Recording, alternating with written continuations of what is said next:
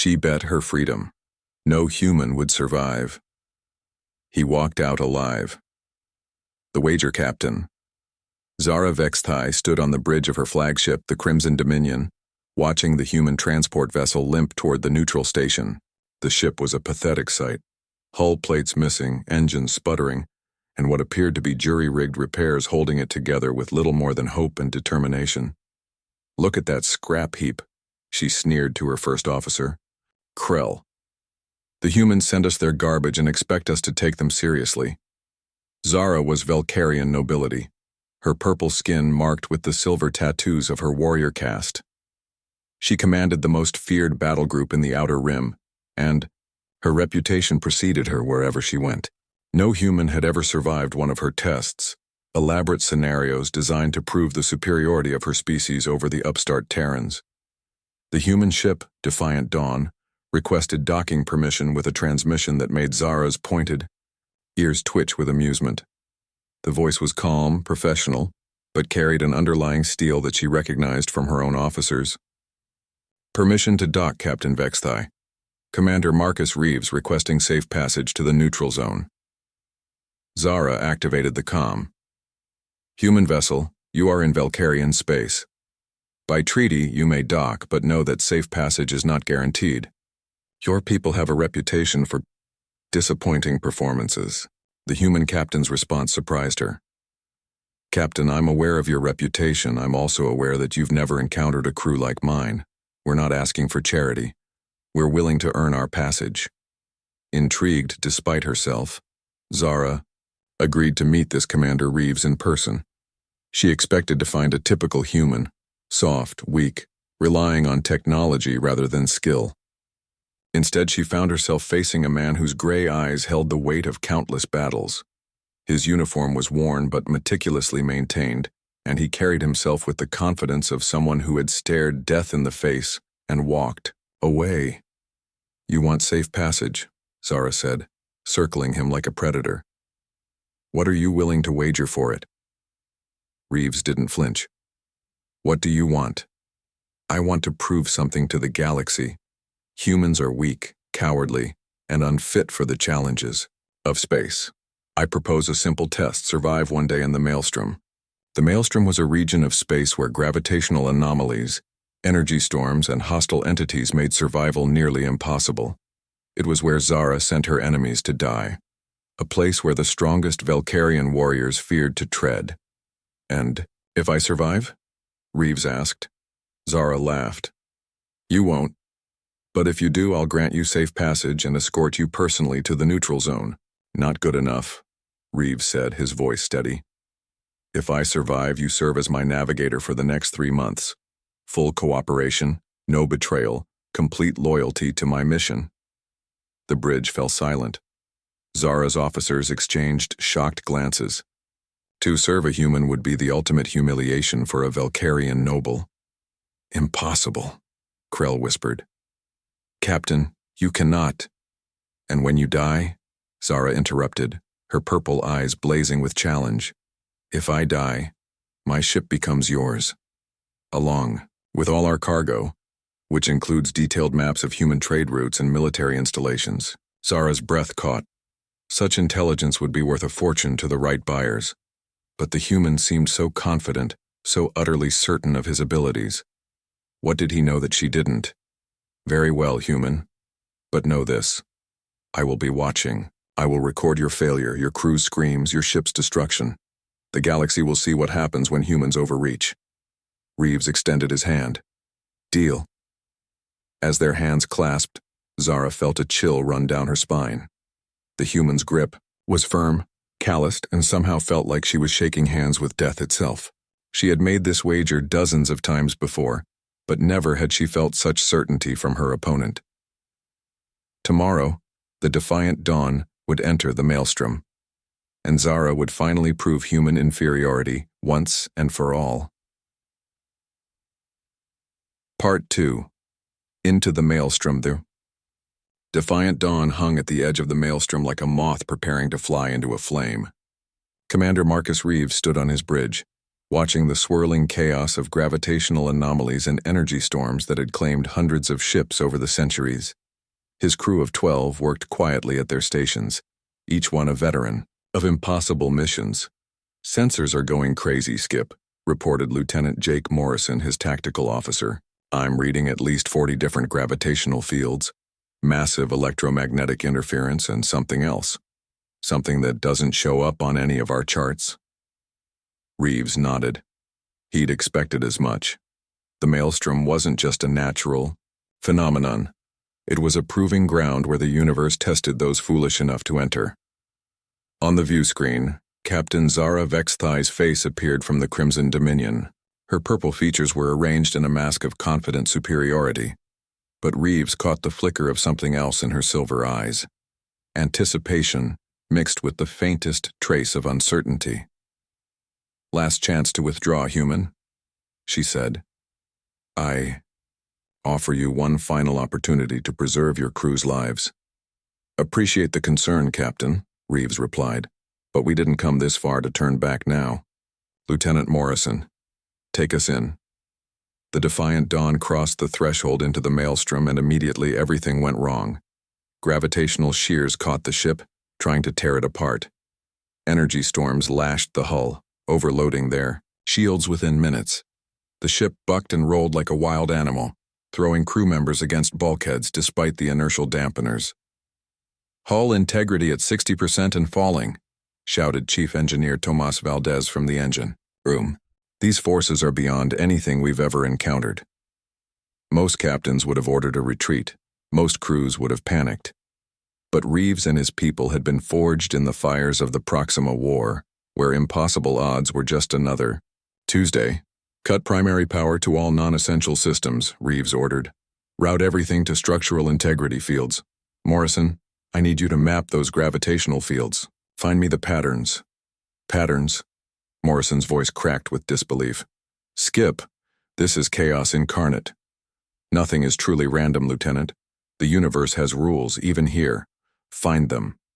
For 6 hours, the Defiant Dawn was battered by forces that should have destroyed her. But gradually, Reeves's crew began to work miracles. Morrison found the gravitational patterns, complex, shifting, but following mathematical principles that human computers could calculate. Valdez rerouted power through backup systems that shouldn't have been able to handle the load. Navigator.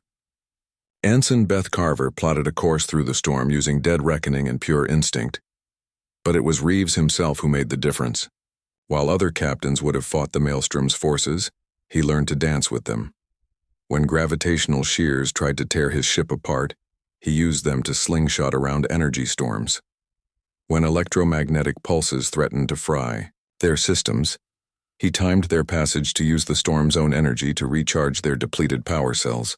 "Impossible," Zara whispered from her command ship, watching the human vessel thread through destruction with impossible grace. "No ship can survive in there for more than an hour." "Captain," Krell said quietly, "perhaps we should consider—" "No," Zara snapped. "They're lucky, nothing more. The maelstrom will claim them soon enough." But as the hours passed, something unprecedented happened.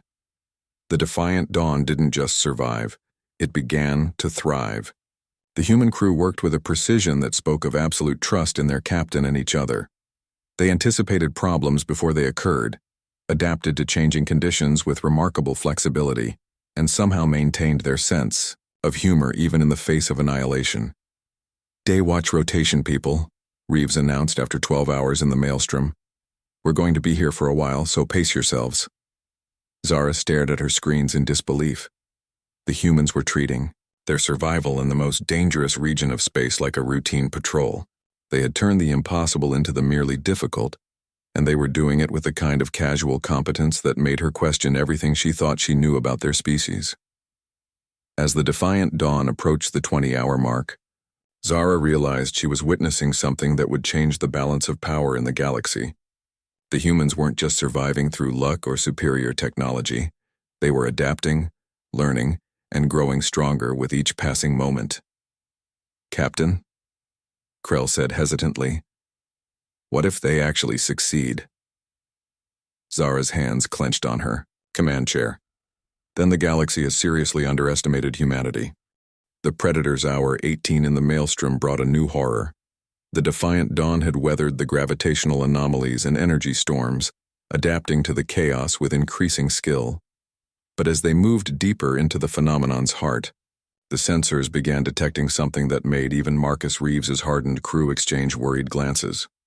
"Contact," Lieutenant Morrison reported, his voice tight with controlled fear. "Multiple contacts. They're moving with purpose." "Skip." The maelstrom's electromagnetic interference made detailed scans impossible, but the patterns were unmistakable. Something lived in this hellish region of space, and it was hunting. "How many?" Reeves asked, his gray eyes fixed on the tactical display. "Hard to say. At least 12, maybe more. They're using the energy storms as cover, but I can track their gravitational signatures. They're big, Skip. Capital ship-sized." Engineer Valdez's voice crackled over the comm. "Captain, I'm reading massive biosignatures. These aren't ships. They're alive." Zara Vexthai watched from the Crimson Dominion as the readings confirmed her worst fears. The humans had encountered the Void Hunters, creatures that existed in the space between dimensions, feeding on the energy of ships that entered their domain. In 3 centuries of Velcarian exploration, only one vessel had ever escaped a void. Hunter encounter, and that ship had been so damaged that its crew died before reaching safety. "Now we see how your precious humans handle real predators," she murmured to Krell. The first attack came without warning. A creature longer than a Velcarian, Dreadnought materialized out of an energy storm, its bioelectric aura interfacing with the ship's systems. The defiant dawn shuddered as power fluctuations cascaded through every circuit. "All stop," Reeves ordered. "Morrison, weapons status." "Weapons are online, but Skip, our energy signatures are what attracted them. Every shot we fire will bring more." It was the classic Void Hunter trap. Fight back and attract more predators. Remain passive and be slowly drained of power until life support failed. Most crews died in panic, firing wildly until they were overwhelmed. Reeves studied the tactical display, his mind racing through possibilities. "Valdez, can you isolate our primary power grid?" "For about 10 minutes, maybe 15 if we shut down everything but life support." "Do it. Morrison, I want you to target our own power coupling on my mark." The bridge fell silent. What Reeves was suggesting was tantamount to suicide, deliberately damaging their own ship while surrounded by predators. "Sir," Morrison protested, "if we disable our own power systems, trust me, Lieutenant, have I ever steered you wrong?" Morrison's fingers hovered over the firing controls. "That's a hell of a question to ask right now, Skip." The Void Hunter, wrapped around the defiant dawn like a massive serpent, its bioelectric field beginning to drain their power reserves. Secondary systems began failing as the creature fed. "Now, Morrison," the tactical officer fired a precisely controlled burst into their own power coupling. The defiant dawn went dark, floating dead in space. To the Void Hunter, the ship had become an empty husk, no longer worth the energy required to drain it. "Thurium." Creature released them and moved away, searching for more active prey. But Reeves wasn't finished. "Valdez, emergency power to engines only. No lights, no life support, nothing that generates a signature." "Aye, Captain, but we've got maybe 20 minutes of air. Then we better make them count. Carver, plot a course through the feeding ground, use only gravitational reference points." What followed was the most terrifying 20 minutes in any of their lives. The defiant dawn drifted through a nightmare landscape of massive predators, its crew holding their breath as creatures the size of space stations passed mere meters from their hull. Reeves guided them through the feeding ground like a submarine captain navigating a minefield, using the Void Hunter's own movements to mask their passage. "There," Carver whispered, pointing to a gap in the energy storm. "Clear passage to the far side. Valdez, emergency power to engines. Get us out of here." The defiant dawn burst from the feeding ground just as their air supply reached critical levels. Behind them, the Void Hunters continued their eternal hunt, unaware that their prey had escaped. Zara stared at her screens in stunned silence. They actually did it. They survived the Void Hunters. Captain, Krell said quietly, I've never seen anything like it. They turned off their own ship rather than fight. Who thinks of such things? Humans, apparently, Zara whispered. Humans who understand that sometimes the greatest courage is knowing when not to fight. As the Defiant Dawn powered back up, Reeves allowed himself a small smile. They had 4 hours left in the maelstrom, and they were still alive. But more importantly, they had proven something that would echo through the galaxy for generations to come. Humanity's greatest weapon wasn't their technology or their firepower. It was their ability to think differently, to find solutions where others saw only death. The heart of chaos. The final hours in the maelstrom brought revelations that would reshape everything the galaxy thought it knew about the mysterious region. The Defiant Dawn had survived the gravitational anomalies, weathered the energy storms, and escaped the Void Hunters through pure cunning. But as they approached the phenomenon's core, they discovered something that made even Marcus Reeves question his understanding of the universe. Captain, Navigator Carver called out, her voice filled with wonder and fear. You need to see this. The view screen showed an impossible sight, a massive structure floating in the heart of the maelstrom, its crystalline surfaces reflecting the chaos around it while remaining perfectly stable. It was clearly artificial, but built on a scale that dwarfed even the largest human space stations. My God, Morrison whispered. It's a city in the middle of all this chaos. Engineer Valdez ran every scan he could manage through the electromagnetic interference. Skip, this thing is old. I'm talking geological timescales. It's been here since before any of our civilizations reached space. Reeves studied the structure with growing fascination. It's not just surviving the maelstrom, it's controlling it. Look at the energy patterns. This thing is the eye of the storm. From the Crimson Dominion, Zara watched in stunned silence as the humans approached the ancient city. This was knowledge that could change the balance of power in the galaxy. The maelstrom wasn't a natural phenomenon. It was a fortress, a place where some long-dead civilization had built their ultimate stronghold. Captain, Krell said urgently, if the humans discover the city's secrets, they won't live to tell anyone, Zara replied, but her voice lacked conviction. These humans had already accomplished the impossible. Who was to say they couldn't? Do it again? The Defiant Dawn docked with the ancient city using an airlock that somehow adjusted itself to accommodate their ship. Reeves led a small team inside, leaving Morrison in command with strict orders to leave if they didn't return within 2 hours. The city's interior was a marvel of engineering that defied comprehension. Corridors stretched in directions that hurt to look at directly, and the air itself seemed to pulse with barely contained energy. But most remarkably, the city was inhabited. Welcome, humans, a voice said in perfect English. The speaker was tall, ethereal, with features that seemed to shift between species. I am the curator. I have been waiting for you. Waiting for us specifically? Reeves asked, his hand near his sidearm. Waiting for a species capable of reaching this place through adaptation rather than force. You are the first in over 1 million years. The curator led them through halls filled with displays showing the rise and fall of civilizations across the galaxy. The builders of the city, the architects, had watched the universe evolve for eons, testing species to find those worthy of their knowledge. The maelstrom is our final examination, the curator explained. Most species that enter try to dominate the forces here through superior technology or brute strength. They fail. The Valkyrians send their enemies here to die because they cannot imagine another way to deal with obstacles. They too fail. But humans? Reeves prompted. Humans adapt. You work with forces rather than against them. You understand that sometimes the greatest strength is admitting weakness. That survival often requires unconventional thinking. These are the qualities the architects valued above all others. The curator offered them a choice. Accept the architect's legacy and become the galaxy's guardians, or return to their previous existence with the knowledge that they had proven themselves worthy of something greater. The price of victory.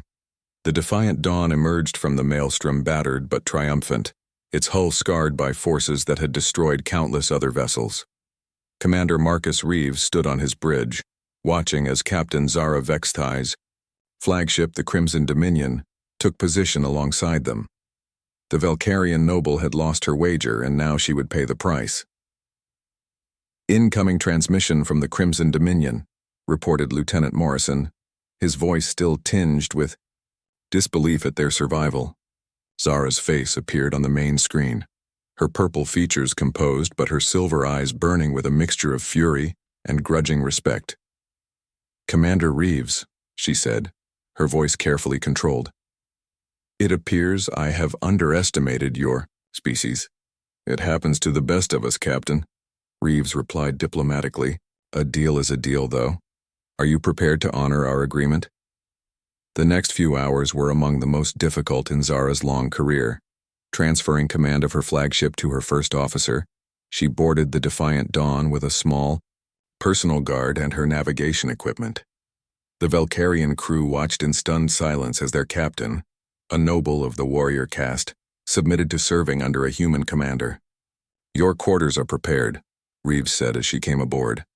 "I've reviewed your service record, Captain. I'm honored to have someone of your skill guiding us."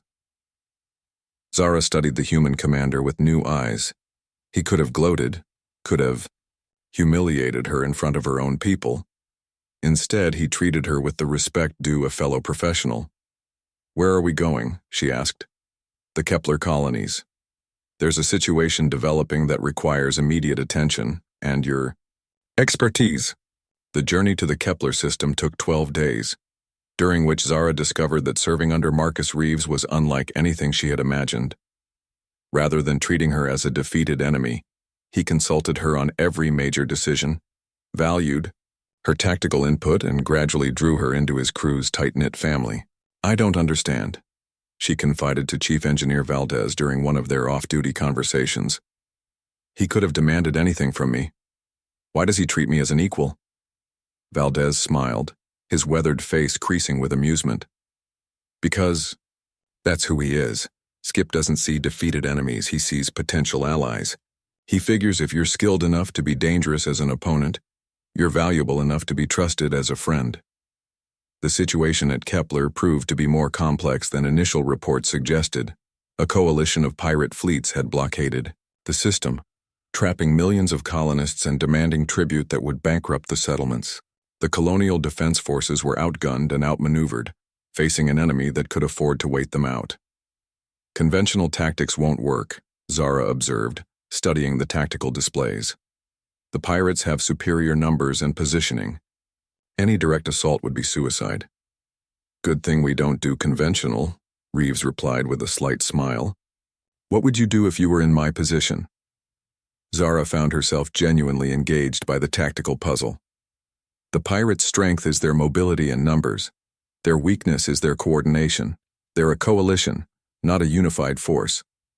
If we could turn them against each other— Exactly what I was thinking. Care to help me plan a little psychological warfare?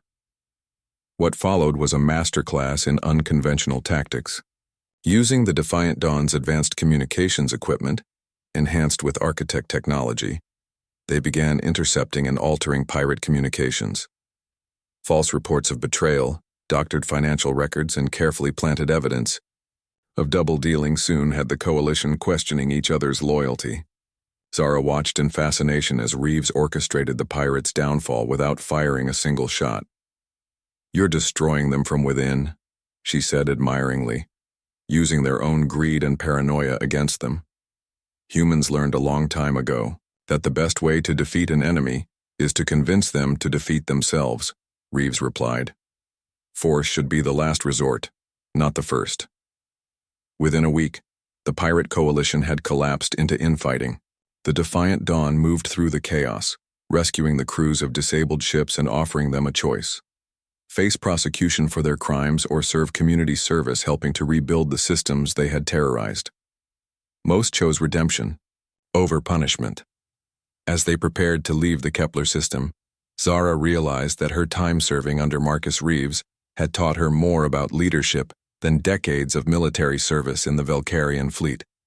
She had expected to serve a tyrant, and found herself following a teacher. "Our agreement is complete," she said as they stood on the bridge watching the restored colonies below. "You've had my services for 3 months as bargained." "That's true," Reeves replied. "What will you do now?" Zara considered her options.